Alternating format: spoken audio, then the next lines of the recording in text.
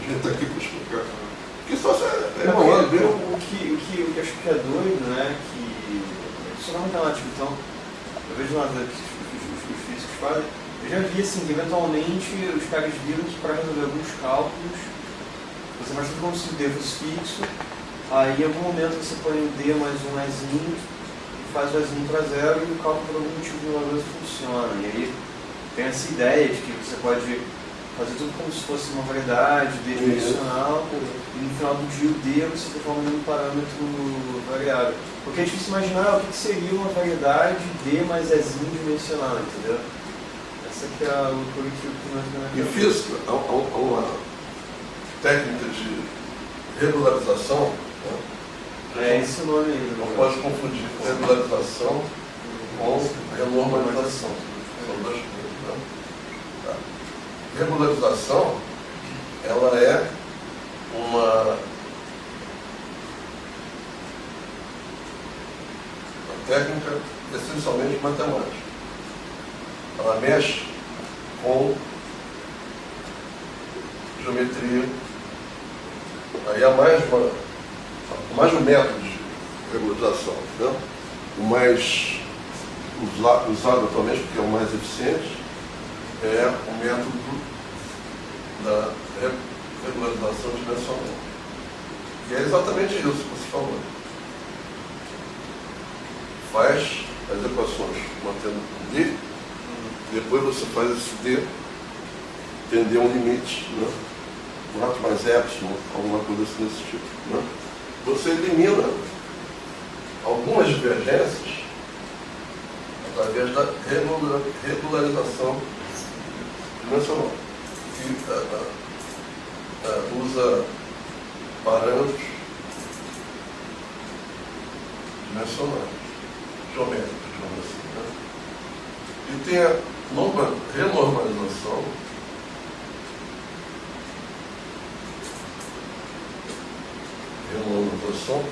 que é sempre feita depois da regularização. Quer dizer, sempre dependendo do tipo de problema, mas em geral é mais simples você regularizar, quer dizer, você acertar as equações, assegurar que, do ponto de vista geométrico, elas não vão divergir, e você depois tem a renormalização. A renormalização é uma técnica física, porque aqui você redimensiona massa, redimensiona carga, você redimensiona aqui parâmetros físicos observáveis. Então o buraco é muito mais embaixo. Agora, na regularização, você usa expressões desse tipo, D solto, D, né? Aí depois você faz ele a 4 mais epsilon, faz o epsilon ir a 0, etc. Você vê que limpou o seu sistema de equações de divergências usando técnicas simplesmente matemáticas. Sobram aquelas que essas variáveis geométricas não vão tirar. Quais são? São os observáveis físicos, a massa, a carga, princípio seus limites, né?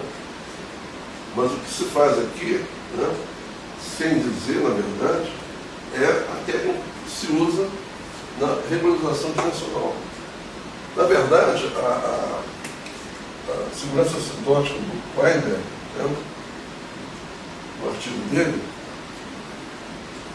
ele dá um exemplo.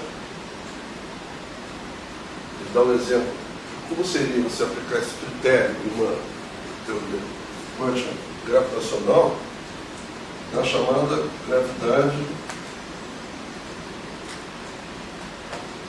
em 2 mais epsilon. Porque se sabe que duas dimensões, a gravidade quântica é exata. Ela é solúvel. Ela é uma teoria solúvel. E como você encontrar então uma que seja solúvel em 4 dimensões?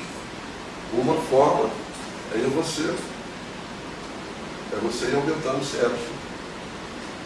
Mas ele mostra que 2 mais epsilon, onde o epsilon é pequeno, evidentemente, um pouco acima de 2, a segurança assintótica assegura que essa teoria seja consistente. Ela seja uma teoria quântica de gravitação. Acima de 1. Inclusive, 3 é a chamada teoria de Chern-Simons.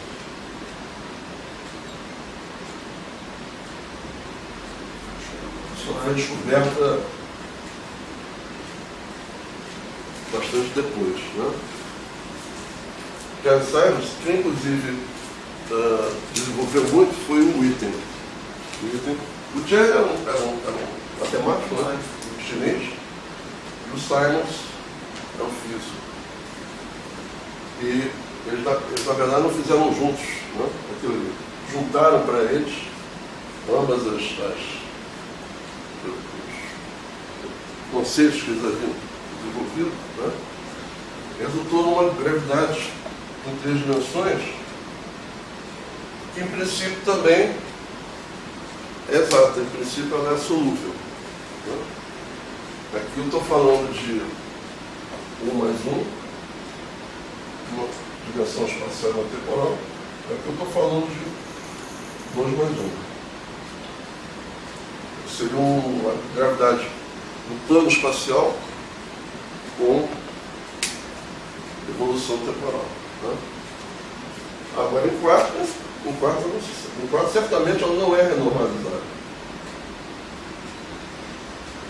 Em 3, ela é renormalizada. É dito exato porque ela é renormalizada. As equações de campo são renormalizadas. Mas em 4, não. Então, essa abordagem da QAG, ela visa, né, descobrir o que acontece quando D é 4. Aí eles descobriram, para o espanto deles, que se eles forem diminuindo a escala espacial, eles encontram D igual a 2. Né? Isso foi uma coisa inesperada, não esperava. Assim como na CDT, os criadores da CDT confessam que também não esperavam encontrar essa dimensão fractal de 2, as escalas muito pequenas.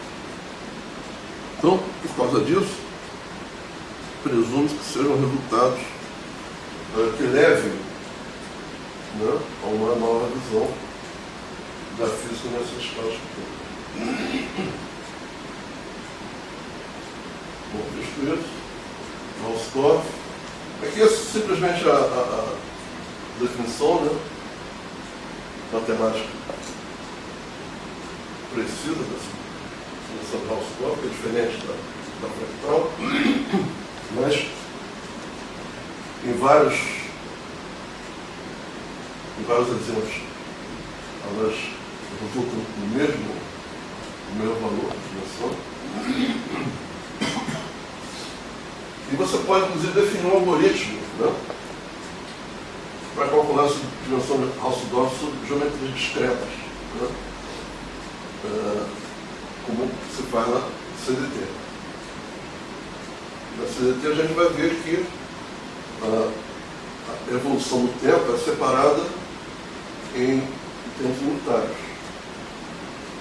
O primeiro que buscou uma mecânica discreta, fazendo essa separação do tempo em termos, né, foi o Lee. O Lee foi dividido com o Yang, né, pelo 1957, descobriram a não simetria, né, dos decaímentos, das interações fracas, né. E ele, em 82, produziu um trabalho seminal, né, chamado Mecânica Discreta. Né. Nasceu como um artigo pequeno, depois ele desenvolveu, resultou tratado, no centro supertratado. E aqui ele assume que o tempo pode ser considerado como uma variável discreta, né, um contínuo, e isso estaria diretamente associado a operadores. Quer dizer, o tempo deixaria de ser apenas um parâmetro, como é, de mecânica clássica, né, e entraria no regime quântico como mais um operador, assim como coordenadas, momento, energia, etc. Então, a partir desta visão do livro, esses autores eles não citam o livro, eu fui descobrir isso, né, pesquisando, a CDT especificamente ela usa exatamente isso. Ela faz os cortes no tempo, né, por camadas espaciais, né, e vão preenchendo, né, como eles dizem, o sanduíche com geometrias. Né. Isso aí a gente vai ver em mais detalhe lá para frente. Só me adiantei um pouco aqui para a gente não perder o fio da meada. Né. Aí voltando à história do buraco negro, que a gente já viu, né?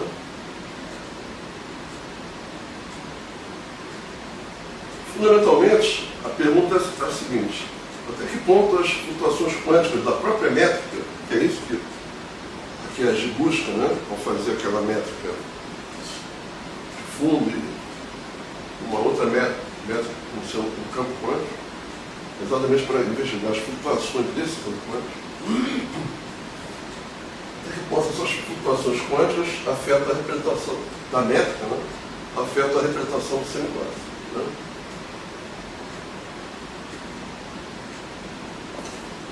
Essa pergunta, evidentemente, não foi respondida até hoje. Estão fazendo várias abordagens diferentes. Né? Mas, em tese, a gente já viu que em uma teoria quântica da gravidade, você já pode esperar que existam correções radioativas, ou seja, se você for analisar do ponto de vista, por exemplo, de integrais de Feynman, né, de diagramas, né, você vai encontrar laços, né, envolvendo contraditórios. Isso pode ser visto sob vários ângulos como sendo o limite mínimo, né, para a dimensão espacial, o que equivale a ser um corte ultraviolento. Né.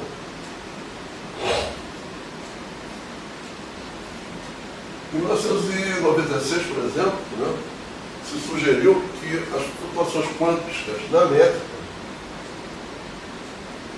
produzem horizontes de eventos de buraco negro a curtas distâncias, uma escala geométrica quântica cuja medida fundamental está relacionada com a entropia, ou seja, com o tamanho de quântico.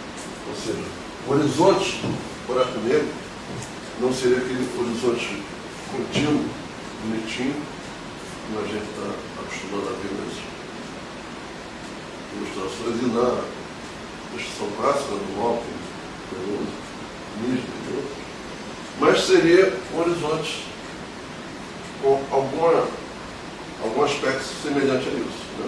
Cada aspecto ele não vai ter, porque você não vê, mas seria uma superfície não diferenciável.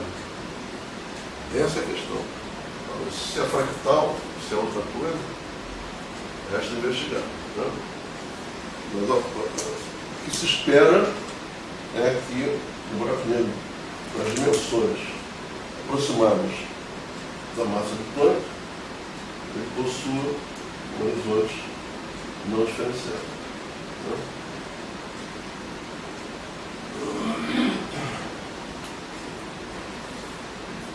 Bom, eu já falei. O importante é que o horizonte, até uma certa distância, ele vai ter aquela aparência essencialmente quase contínua, etc. Abaixo, né, começa a emergir uma autossimilaridade. Né? Começa a emergir uma geometria fractal. Então, a área do horizonte do buraco negro, que é essencial quando você determina a entropia de um buraco negro, porque a entropia é proporcional à área do horizonte de eventos, não ao volume, né? Isso aí veio a gerar outras visões, né? Universo holográfico, etc, etc. Mas o fato é que quando você está nessa escala, da ordem da massa de Planck, né? Essa área do buraco negro ela não pode ser mais uma expressão analítica, vai ter que ser encontrada estatisticamente, o que reforça, né, o fato da entropia ser proporcional à área do horizonte de eventos. Mas essa área, então, você só pode conseguir fazer o cálculo dessa área usando as técnicas estatísticas, por exemplo, random walk, ou o passeio aleatório, né? Que é para você conseguir medir essas anfractuosidades, né, existentes na superfície desse horizonte. São especulações, mas são indicações fortes de que isso aí vai ter que ser necessário. Isso aí tem relação com a entropia, né? É fundamental também guardar essa visão.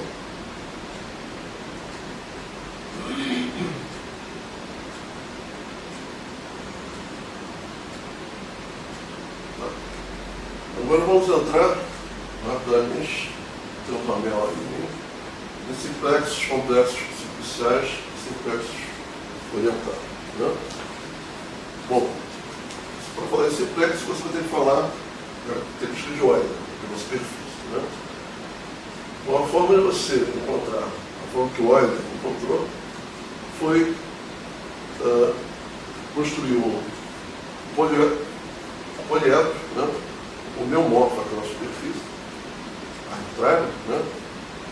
Por instituição, né? Ou por envolvimento, e contar os números diversos, arestas e faces.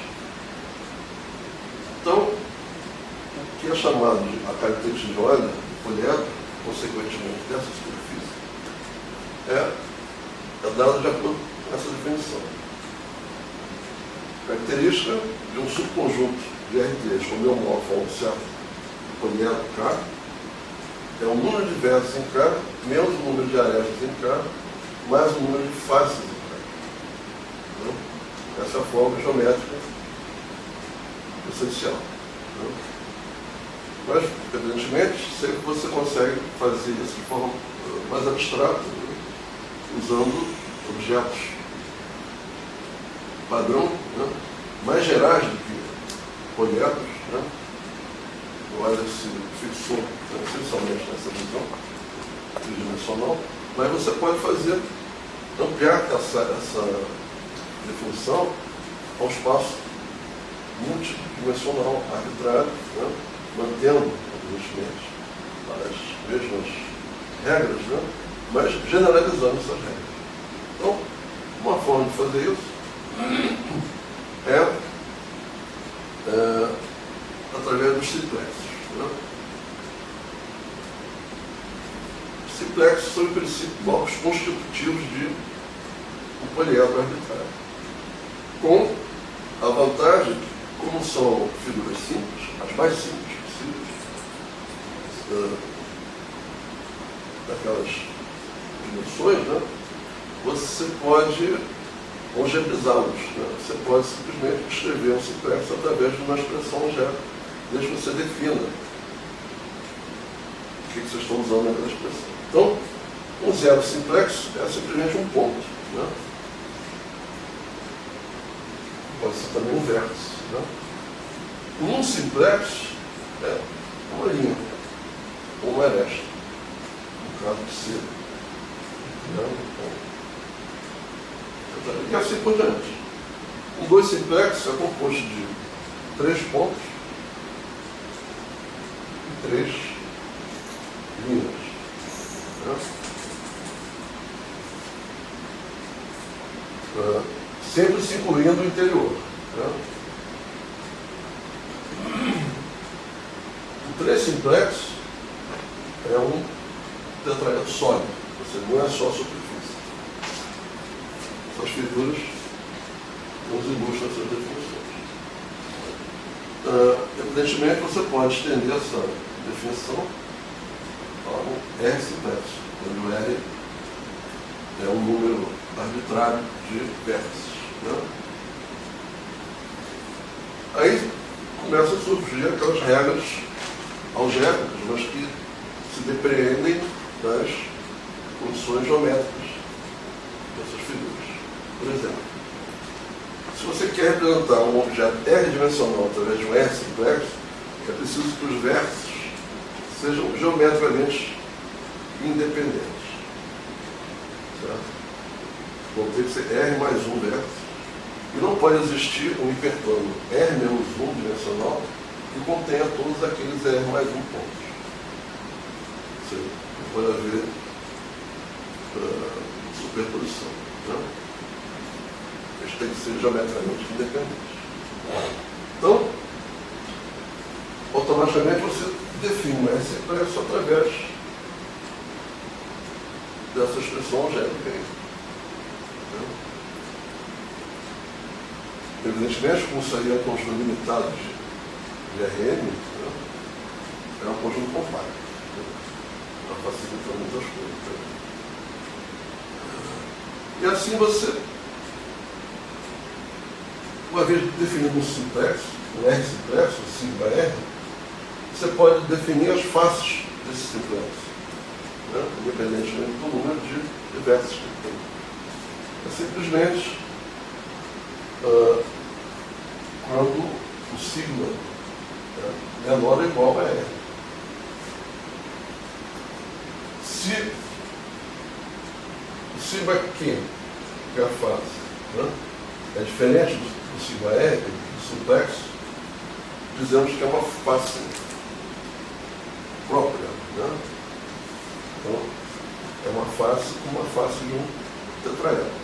É simplesmente para generalizar a noção de face. Ou seja, um R simplex é a face dele próprio. É uma das faces, né, dele próprio.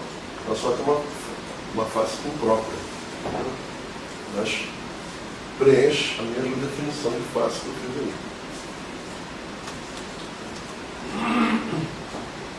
Bom, esse simplex, que é o mais simples, sólido, né? Tetraedro, é um 3 simplex, né? Logo tem 4 vértices. Tem R mais 1 vértice.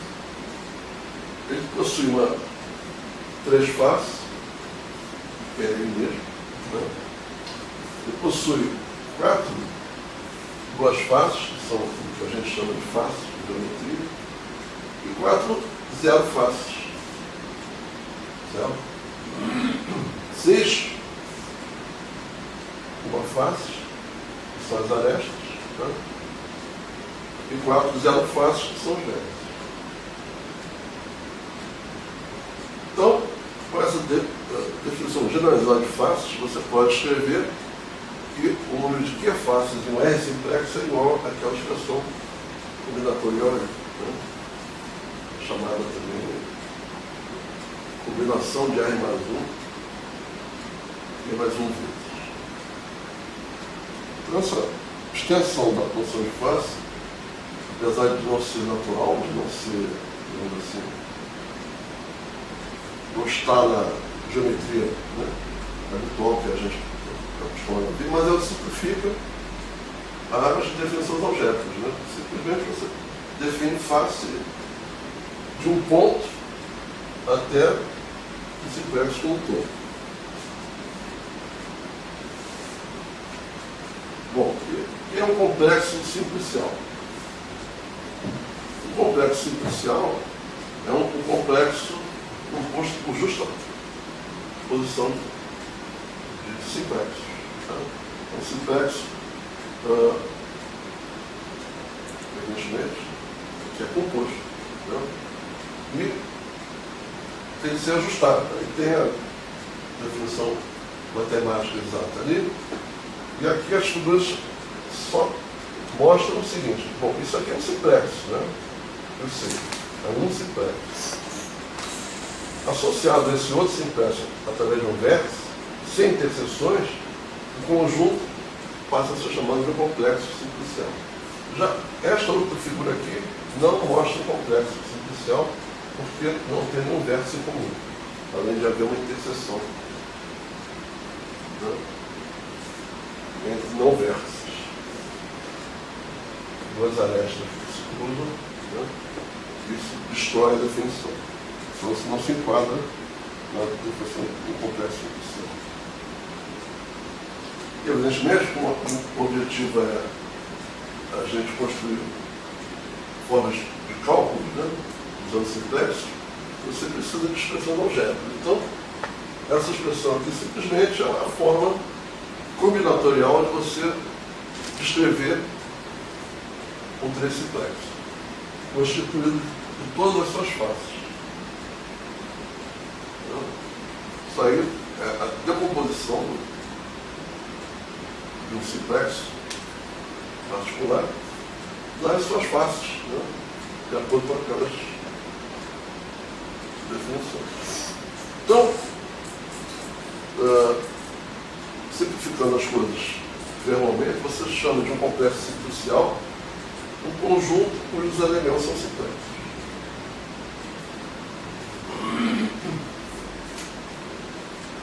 Muito bem. E daí? E daí agora que a gente já pode dar um salto, né, e começar a aplicar o conceito de simplexo a espaços topológicos. Seja X o espaço topológico arbitrário. Se existe um complexo simplicial, eu chamo de K, e se existe um homeomorfismo, né, entre o K e X,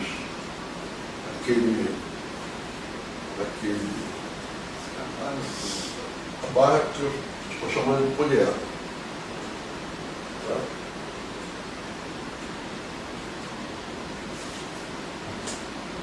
Um poliedro formado por um complexo simplicial K, eu coloco entre duas barras. E eu posso, já que é um poliedro, encontrar a dimensão do poliedro, que é exatamente a mesma de K. Né? É simplesmente uma questão de notação usando as noções geométricas que eu tenho em 3 dimensões. Então, se existe esse homomorfismo, né, entre o poliedro de K e o espaço topológico X, eu digo que esse espaço X é triangulável. E esse par K de homeomorfismo F é chamado de triangulação de X. Aí, a partir dessa definição simples, eu obtenho vários resultados. Toda variedade diferenciável, e as dimensões 2 e 3 são univocamente, mesmo que não sejam diferenciáveis, se elas possuem dimensões 1, 2 ou 3, eu só consigo fazer uma triangulação e somente uma. Se o meu espaço topológico ele tem dimensão igual a 4 ou maior, pode ser que não exista a triangulação. Pode ser que eu não consiga fazer, não consiga encontrar esse homeomorfismo entre esse espaço e um certo poliedro. Ou, pelo contrário, eu posso encontrar infinitas soluções. Entre termos aí, evidentemente, tem as infinitas alternativas. Né? E aqui são simplesmente 2 exemplos de triangulações. Aqui um cilindro, que eu represento como sendo o produto cartesiano de S1 pelo intervalo fechado 0,1. Né? Então eu faço a triangulação do cilindro assim dessa forma. Eu poderia achar, intuitivamente, bastaria representar 2 retângulos desses, com os 4 triângulos ali, mas observando a definição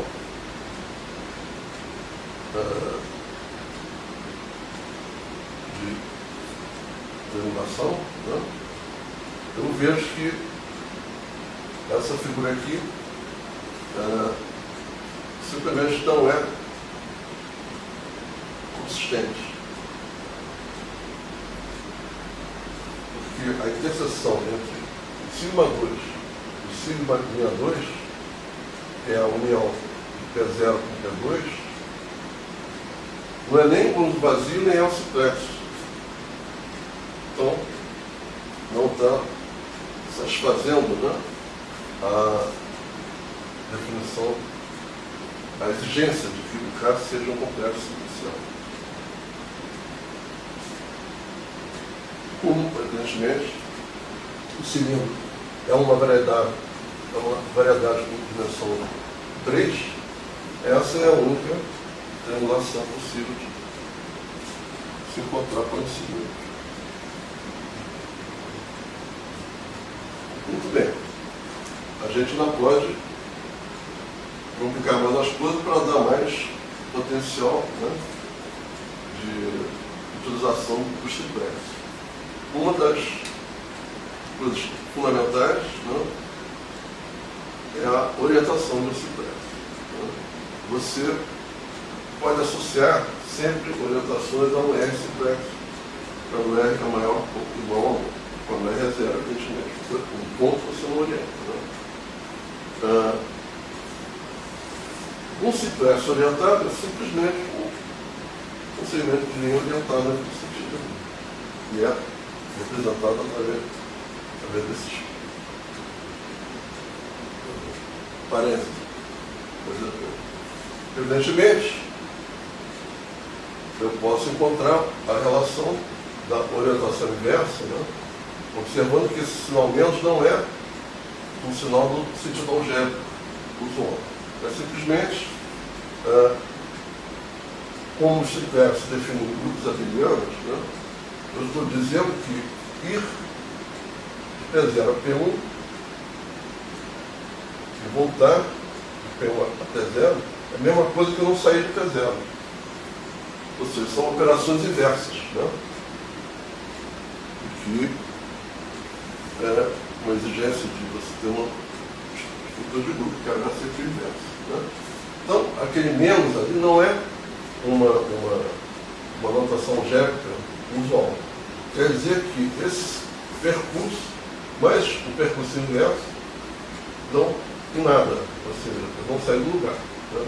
Daí que aparece menos simplesmente quando você joga o segundo percurso procurar da equação. Nessa expressão, como P0 P1, nós temos P0 igual a P0 P0, né?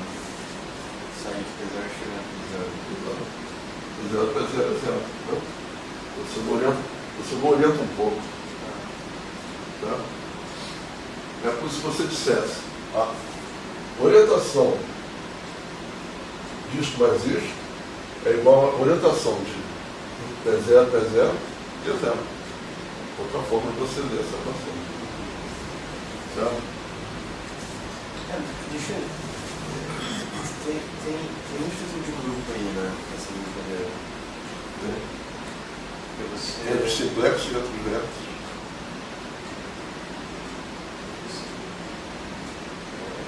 Bom, exatamente isso. A operação binária aqui, né?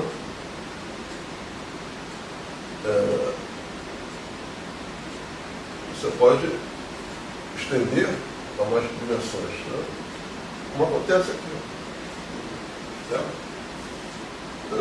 Então aqui você vai ter a mesma coisa. Se você orienta, né? Você tem que simbolizar o percurso no sentido inverso da orientação que você definiu arbitrariamente com um sinal menos na frente. Simplesmente para mostrar que são diferentes. Né? Não há uma subtração algébrica.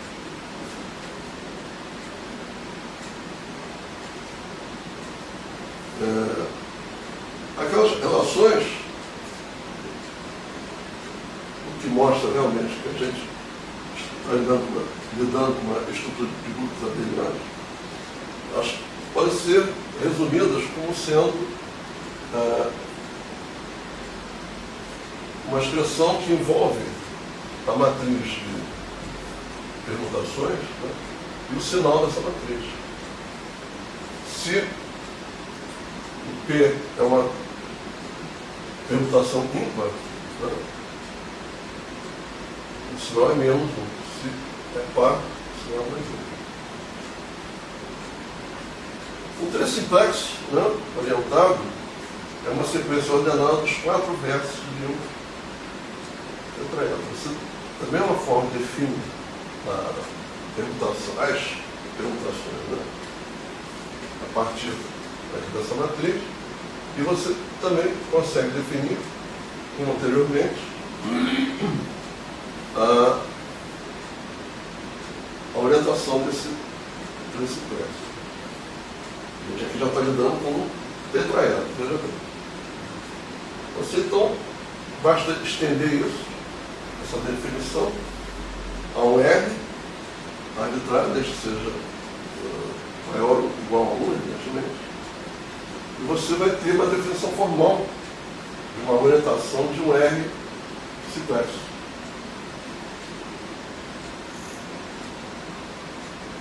E a gente observa, então, que, no caso mais geral, existem 2 classes de equivalência, como já transpareceu aqui, em 2 dimensões e em 3 dimensões. Uma de permutações pares e outra de permutações ímpares, né? Então, se representa simplesmente essa duplicidade de classes através do sinal de paridade das permutações entre os vértices, que é o usual, né? Um dos usos, né, em matemática clássicos, né, de triangulações é o cálculo dos grupos de homologia dos espaços topológicos, né? Sejam orientáveis, no caso de qualquer polígono plano, né, ou não orientáveis, né, como são esses 3 aí. A fita de Möbius, de um lado, o plano projetivo, RP2, e a garrafa de Klein. Só para a gente relembrar, né, como se define, por exemplo, plano projetivo, é a identificação entre a ponta e a cauda do vetor unitário, né? Evidentemente, você não consegue representar o plano projetivo imerso em R3, simplesmente porque você, além de fazer a identificação entre os pontos opostos, o que simplifica, né, porque basta você representar um hemisfério, mas não se pode esquecer que os pontos opostos do horizonte também são identificados. Então você não consegue representar isso em R3 a não ser por artifícios, né, por figuras, né, que te obrigam a visualizar uma coisa que não está sendo mostrada, né, mas que certamente encerram interseções que não existem na definição original. São visualizações tentativas, né, de visualizações, mas sempre com interseções, como acontece também no caso da garrafa de Klein, né? Você não consegue representar em 3 dimensões sem que o gargalo da garrafa atravesse a superfície para chegar à base da garrafa. Então, isso aí é simplesmente uma falsa, né, visão da garrafa de Klein, mas que te dá uma noção aproximada do que seria, né? Em geral, essas figuras só conseguem ser mergulhadas em 4 dimensões, sem interseção.